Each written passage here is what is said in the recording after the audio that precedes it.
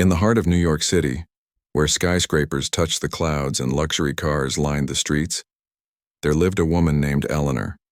She wasn't like the others who moved through this glittering world. While most people in her neighborhood dressed to impress and spent their days chasing fame or fortune, Eleanor was different. Her life was quiet, almost invisible to those around her. She worked as a librarian at a small community center, spending her time surrounded by dusty bookshelves and curious children eager to learn.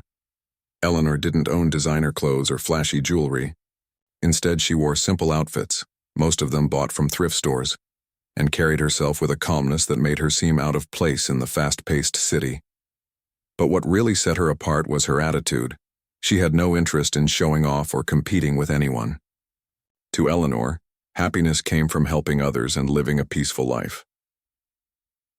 One evening, an invitation arrived at Eleanor's doorstep.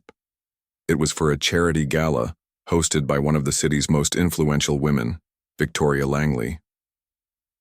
The event promised to be glamorous, attended by some of the richest and most powerful figures in town. Eleanor hesitated before accepting the invite.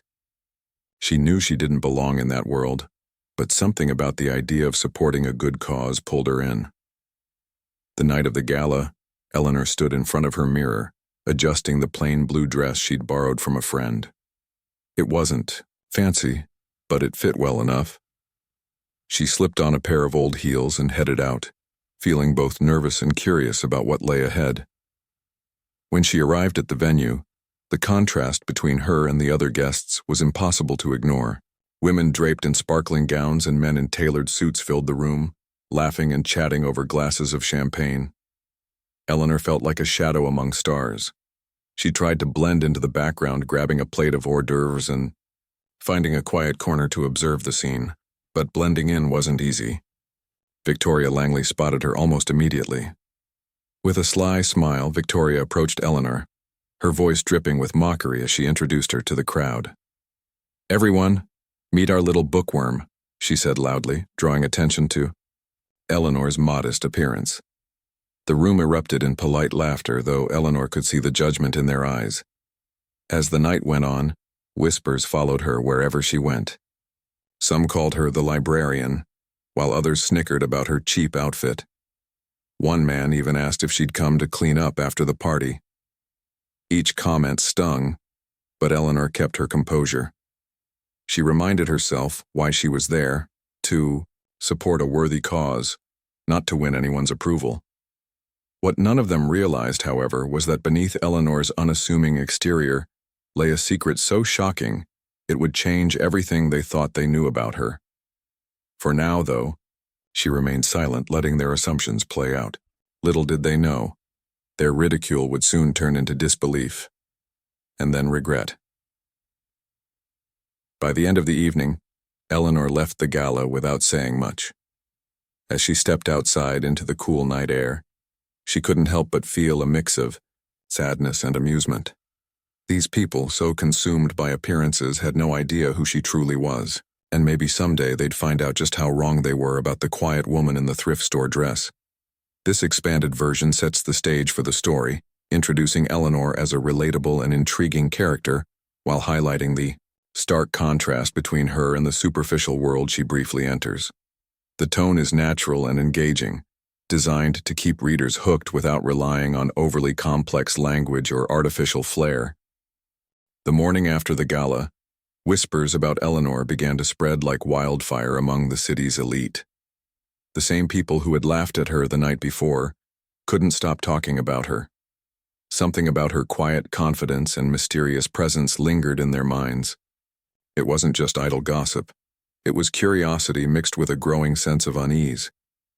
Who exactly was this woman? And why did she seem so different? One of the guests claimed they'd seen Eleanor step out of a sleek black car earlier that week. Another swore they spotted her dining alone at an exclusive restaurant, reserved only for the wealthiest individuals in the city. At first, these stories were dismissed as exaggerations. After all, how could someone like her, a librarian in thrift store clothes, possibly belong in those circles? But the more people talked, the harder it became to ignore the strange details. Then came the photographs. A local paparazzo captured images of Eleanor meeting with a well-known business tycoon outside a private club. The two appeared deep in conversation, their body language suggesting mutual respect rather than casual acquaintance. The photo went viral within hours, sparking even more questions. What was a woman like Eleanor doing with someone of such immense influence? Was she a consultant? An advisor? Or was there something else going on? Victoria Langley, the host of the gala, found herself unable to shake off the nagging feeling that she'd underestimated Eleanor. Determined to get to the bottom of things, she gathered her closest friends over brunch to discuss what they knew, or thought they knew, about the mysterious librarian. "She's hiding something," Victoria declared, stirring her coffee with unnecessary vigor. "No one dresses like that and walks into my gala unless they're trying to make a statement." Her friends nodded in agreement, each adding their own theories to the mix. One suggested Eleanor might be a spy, sent by a rival faction to gather information. Another joked that she could be royalty in disguise, slumming it for fun. While these ideas were far-fetched, they reflected the group's growing obsession with uncovering the truth. Driven by curiosity, and perhaps a touch of jealousy, Victoria decided to dig deeper. She hired a private investigator to look into Eleanor's background. What they uncovered shocked everyone. Eleanor had no visible means of income, no record of attending prestigious schools or working high-profile jobs, no family fortune listed under her name. Yet, despite all this, there were hints of something extraordinary lurking beneath the surface. Old financial records revealed connections to massive real estate holdings, shares in major corporations, and investments in groundbreaking tech startups. None of it made sense, until the investigator stumbled upon a name: Eleanor Carter Holdings. At first glance, it seemed like just another company, but further research showed that Eleanor Carter Holdings was anything but ordinary. The organization controlled billions of dollars worth of assets worldwide, from sprawling properties in Europe to cutting-edge ventures in Silicon Valley. In fact, its value dwarfed the combined wealth of everyone in Victoria's social circle. The revelation left Victoria reeling. How could someone so unassuming amass such incredible wealth without anyone noticing? More importantly, why would she choose to live such a modest life when she could easily rub shoulders with the richest people on the planet? As the pieces fell into place, Victoria realized that Eleanor wasn't just different, she was extraordinary. And the realization filled Victoria with a mix of awe and dread. If word got out about Eleanor's true identity, it would change everything. Their mockery would look foolish, their judgment cruel. Worst of all, it would expose the shallowness of their world, a world built on appearances and status rather than substance. Determined to confront Eleanor, Victoria invited her to another event later that week. This time, she planned to play nice, to charm her, flatter her, and maybe even win her favor. But deep down, Victoria couldn't shake the feeling that Eleanor already knew exactly what she was up to. And if she did, Victoria couldn't help but wonder, what would happen next? This expanded version keeps the momentum going while diving deeper into the intrigue surrounding Eleanor. By focusing on the reactions and suspicions of the socialites, it builds tension and curiosity, keeping readers engaged.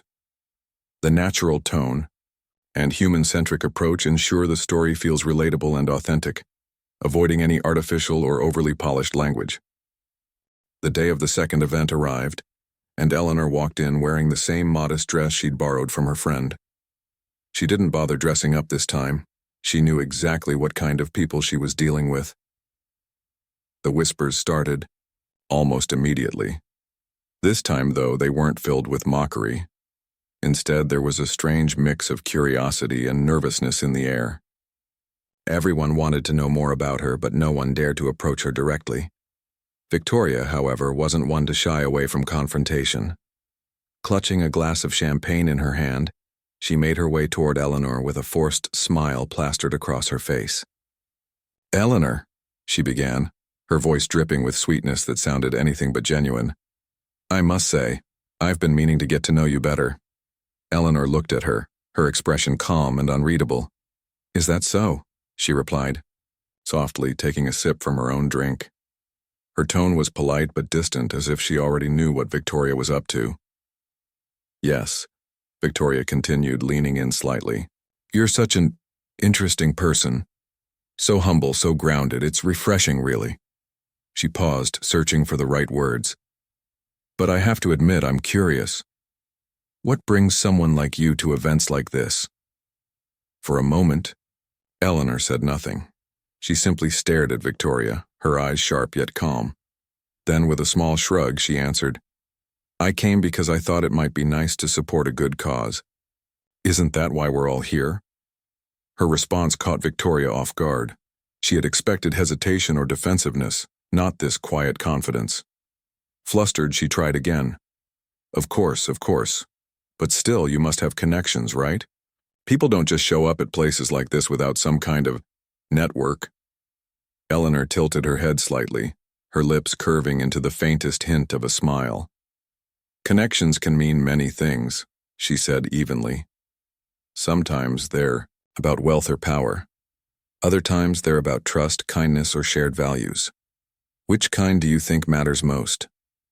Victoria opened her mouth to respond, but no words came out. She felt exposed, as if Eleanor had seen straight through her act. For a brief moment, she considered dropping the pretense altogether, but before she could say anything else, Eleanor added, If you're wondering about me, Victoria, why don't you just ask? I won't bite. The challenge hung in the air between them, heavy and undeniable.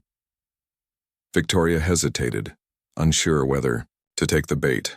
Finally, she blurted out, All right, fine, who are you really? Because everyone's talking about you, and frankly, we're all confused. A flicker of amusement passed over Eleanor's face. Setting her glass down on a nearby table, she crossed her arms and leaned back slightly. You want to know who I am? She asked, her voice steady. The truth is, I'm not that complicated. My grandfather left me everything he owned when he passed away. He was a very smart man and he worked hard his entire life. When it was my turn to inherit, I decided to use what I had to make a difference, not to impress anyone. The room seemed to grow quieter as Eleanor spoke. Even those who hadn't been paying attention earlier were now listening intently. I could have lived lavishly, thrown parties, bought fancy clothes and cars, but that's not who I am. I care about books, education, and helping people. That's why I work at the library, and that's why I stay away from worlds like yours. Her words hit Victoria like a punch to the gut. She felt a wave of shame wash over her, but she quickly masked it with a nervous laugh. Well, isn't that noble of you, she said, trying to sound casual. But surely you must enjoy the perks of your wealth sometimes, right? Eleanor shook her head. Wealth isn't a perk, it's a responsibility. And honestly, I don't need much to be happy. I have my work, my peace, and my purpose. That's enough for me. With that, she turned and walked away, leaving Victoria standing there stunned. The other guests watched silently as Eleanor disappeared into the crowd, their minds racing with questions and doubts. Some felt embarrassed for how they'd treated her. Others were simply amazed by her composure and honesty. No one dared to mock her again. As the evening wore on, conversations shifted. People began speculating about Eleanor's background, piecing together bits of information they'd heard or read. They realized that the woman they'd dismissed as insignificant was actually richer and more influential than any of them combined. The irony wasn't lost on anyone. Victoria, meanwhile, retreated to a corner of the room, her mind spinning. She couldn't believe how wrong she'd been about Eleanor. All this time, she'd assumed she was better than her, smarter, classier, more deserving of respect. But now she saw the truth. Eleanor was everything she wasn't. She was genuine, selfless, and strong in ways Victoria could never hope to be. By the end of the night, the atmosphere had changed completely. The socialites who had once ridiculed Eleanor were now scrambling to figure out how to win her favor. But Eleanor paid them no mind. She left the event early, stepping out into the cool night air with a sense of relief. She didn't come to these gatherings for validation or approval. She came because she believed in supporting causes that mattered, and because she hoped, maybe, to teach a few people a lesson along the way. This expanded version dives deeper into the confrontation between Eleanor and Victoria, highlighting the tension and emotional weight of the moment. The dialogue keeps the story engaging while revealing Eleanor's character and values in a relatable, human way. The natural tone ensures the narrative flows smoothly, maintaining reader interest without feeling artificial. The days following the second gala were a whirlwind of gossip and speculation. Word of Eleanor's true identity spread like wildfire, and soon everyone in the city's elite circles was talking about her. The same people who had mocked her for being ordinary were now falling over themselves to get close to her. Social media buzzed with posts about Eleanor, photos of her at events, snippets of conversations she'd had, and endless theories about how someone so unassuming could be worth billions. Victoria found herself at the center of this storm. As the host of the gala where Eleanor had first been ridiculed, she became a target for criticism. People accused her of being shallow and cruel, pointing out how quickly she had changed her tune once Eleanor's wealth came to light. Some even called her two-faced, saying she only cared about people when they had something to offer. Determined to salvage her reputation, Victoria decided to take drastic action. She invited Eleanor to yet another event, a charity auction this time, and made sure to seat her at the head table. When Eleanor arrived, dressed in the same simple outfit, as always, Victoria greeted her with exaggerated warmth. "Eleanor, darling," she gushed, wrapping an arm around her shoulders for the cameras. "We're so thrilled to have you here tonight. Your presence truly elevates the occasion." Eleanor raised an eyebrow but said nothing. She knew exactly what Victoria was doing, and it amused her more than anything else. Still, she played along, smiling politely and nodding whenever someone spoke to her. The other guests fawned over her, offering compliments and asking if she'd consider joining their various committees or boards. Eleanor listened patiently, giving vague answers that left them hanging. But while the socialites tried to win her over, Eleanor had other plans. She didn't attend these events for their approval or admiration. Instead, she used her newfound influence to shine a spotlight on issues that mattered most to her. During the auction, she quietly placed bids on several items, donating them directly to underprivileged communities. When the organizers announced her contributions, the room erupted in applause, but Eleanor waved it off, insisting the focus should remain on the causes, not her. Her actions sent a clear message. Wealth wasn't meant to be hoarded or flaunted. It was a tool to create positive change. And while the crowd cheered, many couldn't help but feel a pang of guilt. They realized how little they had done compared to Eleanor, whose generosity seemed effortless. Victoria watched all of this unfold with growing frustration. She had hoped to use Eleanor's fame to boost her own image, but instead she found herself overshadowed, different, socially by her. Every move she made felt forced and insincere next to Eleanor's quiet authenticity. Desperate to regain control, she pulled Eleanor aside during a break in the evening. "Listen," Victoria began, lowering her voice so no one else could hear. "I know things got off on the wrong foot between us, but I really admire what you're doing. You inspire me, honestly. Maybe we can work together? Collaborate on some projects?" Eleanor studied her for a moment, her expression unreadable. Then, with a small sigh, she replied, "Victoria, I appreciate your words, but let's be honest. You don't care about inspiring others or making a difference. All you care about is saving face." Her bluntness left Victoria speechless. For once, she couldn't think of a clever comeback or excuse. Instead, she stood there, cheeks burning with embarrassment, as Eleanor walked away. As the weeks went by, Eleanor continued to make waves in ways that baffled the elite.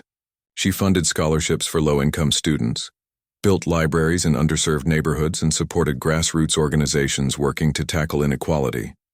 Each project bore her name, not because she wanted recognition, but because she believed transparency was key to building trust. Meanwhile, Victoria and her friends faced a reckoning.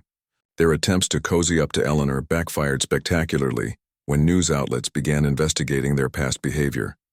Articles surfaced detailing how they had treated Eleanor at the first gala, complete with quotes from witnesses who described their mockery and disdain.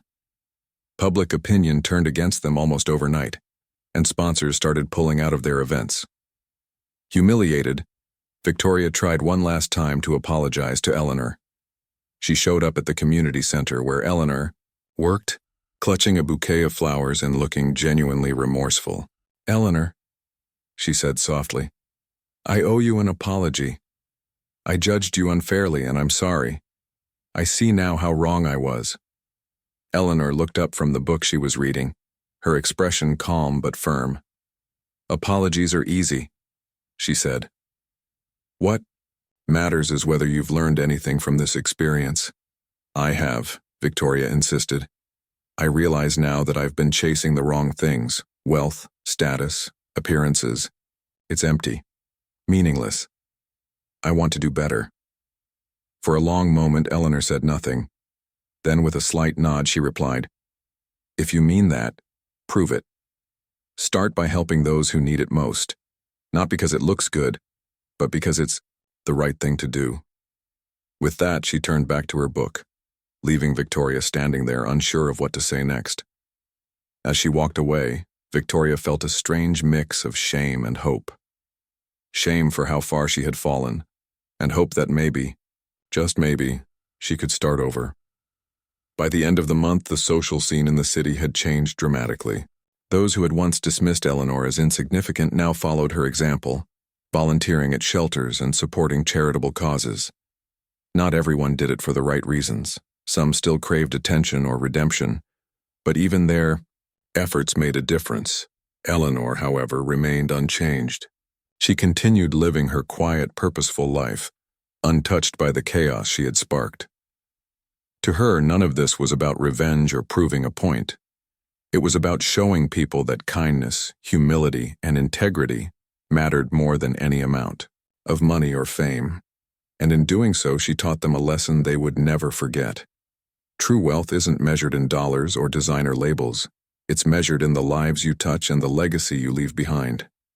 Months had passed since the night Eleanor revealed her true identity to Victoria and the rest of the elite social circle. The city's high society was still reeling from the aftermath. But Eleanor remained unfazed. She went about her days as she always had, quietly, purposefully, and with a sense of calm that seemed almost otherworldly. Her life hadn't changed much on the surface. She still worked at the community center, spent hours surrounded by books, and lived in the same modest apartment she'd called home for years. But the impact of her actions rippled far beyond her little corner of the world. The media couldn't get enough of her. Newspapers ran stories about her philanthropy, calling her the reluctant billionaire and a beacon of humility in a flashy world. Television hosts begged her to appear on their shows, but Eleanor politely declined every invitation. She didn't want fame or recognition. She wanted to focus on the work that mattered.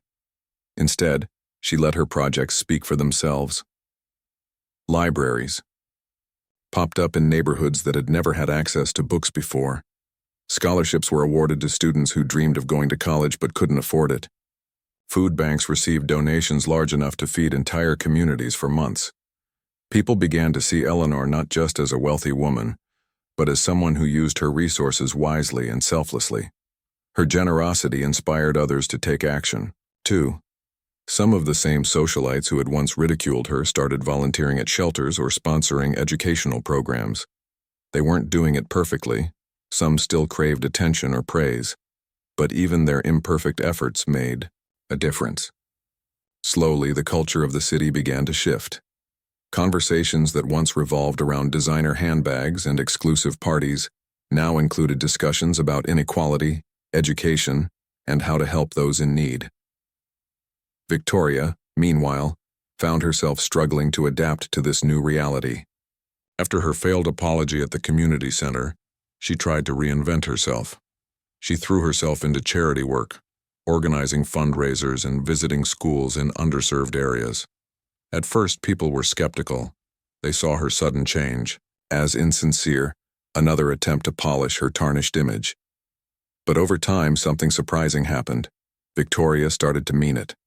One afternoon, she visited a food bank where Eleanor had recently donated funds. Watching volunteers pack boxes of groceries for families in need, Victoria felt a lump rise in her throat. For the first time in years, she wasn't thinking about cameras or headlines. She was thinking about the people standing in line, parents, working multiple jobs, kids hoping for a warm meal. It hit her then. All the wealth and privilege she'd taken for granted hadn't brought her happiness. In fact, it had blinded her to what truly mattered. That evening, Victoria sat alone in her penthouse, staring out at the glittering city skyline. She thought about Eleanor, the way she carried herself with quiet confidence, the way she gave, without expecting anything in return. Victoria realized she would never be like Eleanor, and maybe that was okay. What mattered was trying to be better, not for show, but because it was the right thing to do. As weeks turned into months, Victoria kept showing up. She attended meetings for local nonprofits, rolled up her sleeves to serve meals at shelters, and even started mentoring a teenage girl named Maya, who dreamed of becoming a doctor. At first, Maya eyed her suspiciously, clearly aware of Victoria's reputation, but Victoria didn't push. She listened, offered guidance when asked, and slowly earned Maya's trust. By the end of the year, they had formed an unlikely bond, one built on mutual respect rather than superficial charm. Back at the community center, Eleanor noticed the changes happening around her. She saw familiar faces from the gala volunteering alongside strangers, all working together toward a common goal. She didn't pat herself on the back or claim credit for the transformation. To her, it wasn't about ego. It was about creating opportunities for people to grow and connect. Still, she couldn't deny the sense of pride she felt when she looked at the progress being made. One day, as she sorted through a stack of letters from grateful scholarship recipients, one note caught her eye. It was written in shaky handwriting, clearly penned by someone older.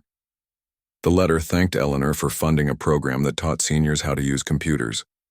"Because of you," it read, "I can video call my grandchildren who live across the country. You've given me a piece of my family back."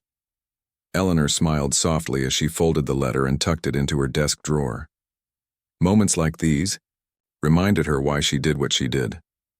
Wealth wasn't about numbers in a bank account. It was about the lives you touched, the connections you fostered, and the hope you inspired. But even as the city embraced this wave of positive change, not everyone was ready to move forward. Some members of the elite refused to acknowledge their mistakes. They retreated from public view, nursing their wounded egos and clinging to their outdated beliefs. Others attempted to ride the coattails of Eleanor's success, attaching themselves to her causes without putting in real effort. These individuals quickly faded into irrelevance, their hollow gestures ignored by those who recognized genuine commitment when they saw it. Through it all, Eleanor stayed grounded. She knew better than anyone that change didn't happen overnight. It required patience, persistence, and a willingness to listen. And while she couldn't fix everything or everyone, she believed deeply in the power of small, consistent actions to create lasting impact. By the end of the year, the city felt different. There was still plenty of wealth and glamour, but there was also a growing awareness of the importance of giving back. People talked less about designer labels and more about community initiatives. Children who had once gone to bed hungry now had full stomachs thanks to food drives funded by anonymous donors. Many suspected Eleanor's involvement, though she never confirmed it. Families torn apart by financial struggles found new hope through scholarships and job training programs. And somewhere in the midst of it all, Eleanor continued living her quiet, extraordinary life. She didn't seek applause or validation. To her, the greatest reward was knowing she had made a difference, even if only in small ways. Because sometimes the smallest ripples could lead to the biggest waves. Years passed, and the city continued to evolve in ways no one could have predicted. Eleanor's quiet influence had sparked a chain reaction, one that reached far beyond the elite circles she'd once been mocked by. What started as small acts of kindness grew into a movement, a shift in how people thought about wealth, power, and responsibility. The glittering facades of luxury penthouses and high-end boutiques no longer defined the city's soul. Instead, it was the stories of ordinary people finding hope and opportunity that captured hearts. Eleanor herself remained unchanged. She still worked at the community center, her days filled with laughter from children discovering new books or adults learning skills to improve their lives. She never sought recognition for her efforts, but her name became synonymous with compassion and integrity. People spoke of her not as a billionaire, but as someone who used her resources to lift others up. Her foundation expanded globally, funding projects that provided clean water, education, and healthcare to communities in need. Yet despite her success, she stayed humble, always reminding herself, and those around her, that true wealth wasn't measured in dollars, but in the connections we make and the lives we touch. Victoria, too, had transformed in ways she never imagined. Gone was the woman obsessed with appearances and social status. In her place stood someone genuinely committed to making a difference. Over time, her work earned her respect, not because of her family name or wealth, but because of her dedication. She partnered with local organizations to tackle issues like homelessness and literacy, often citing Eleanor as her inspiration. Though they weren't close friends, Eleanor occasionally checked in on Victoria, offering advice or encouragement when needed. Their relationship wasn't perfect, but it was real, an example of growth born out of accountability. The ripple effects of Eleanor's actions extended far beyond the individuals she directly impacted. Schools named scholarships after her.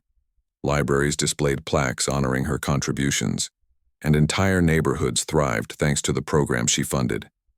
Her story inspired countless others to rethink their priorities. Some began volunteering their time, while others donated money or resources to causes they cared about. Even businesses started adopting more ethical practices, realizing that profit didn't have to come at the expense of humanity. But perhaps the most profound change happened within the elite circles Eleanor had once been an outsider to. The ridicule and judgment that had once defined those gatherings faded away, replaced by conversations about purpose and legacy. Women who had once competed over designer dresses now bonded over shared goals, like building affordable housing or supporting women entrepreneurs. Men who had boasted about their stock portfolios began discussing how to invest in sustainable solutions for the future. It wasn't a complete overhaul. There were still moments of vanity and self-interest, but the overall tone had shifted. People were starting to see that privilege came with responsibility, and that using it wisely could create lasting change. One summer evening, Eleanor attended a gala hosted by a group of young philanthropists eager to follow in her footsteps. The event was held outdoors, under twinkling string lights that cast a warm glow over the crowd. Unlike the stiff, formal affairs she'd avoided in the past, this gathering felt alive with energy and purpose. Guests mingled freely, sharing ideas, and celebrating achievements without pretense. When Eleanor stepped onto the stage to speak, the room fell silent, every eye focused on her. "I'm not here to tell you what to do," she began, her voice soft but steady. "I'm here to remind you of something you already know. We all have the power to make a difference. Whether you're rich or poor, famous or unknown, your choices matter. Every act of kindness, no matter how small, has the potential to change someone's life, including your own." She paused, letting her words sink in before continuing. "True wealth isn't about what you own. It's about what you give. It's about lifting others up instead of tearing them down. It's about seeing the person standing next to you as a human being, not just a reflection of your own ego. And if you can do that, if you can choose empathy over arrogance, action over indifference, you'll leave behind a legacy worth remembering." When she finished speaking, the audience erupted into applause. But Eleanor didn't linger on the stage. She quietly stepped down and disappeared into the crowd, content to let others take the spotlight. That was her way, leading by example, not by demanding attention. As the years went on, Eleanor's legend only grew. Books were written about her, documentaries filmed, and awards presented in her honor. But none of it changed who she was. She continued living simply, finding joy in the smallest moments. A child's smile, a heartfelt thank you note, the quiet satisfaction of knowing she'd made someone's burden lighter. For Victoria and the others who had once underestimated her, Eleanor's legacy served as both a lesson and a challenge. They learned that humility wasn't weakness, it was strength, that authenticity mattered more than image, and that the richest person in any room wasn't the one with the fanciest clothes or the biggest bank account, but the one who gave the most of themselves. In the end, Eleanor's story wasn't just about wealth or revenge. It was about the power of staying true to yourself, even when the world tries to push you into a mold you don't fit. It was about proving that kindness and integrity could shine brighter than any diamond. And it was about showing that sometimes the simplest among us hold the greatest treasures of all.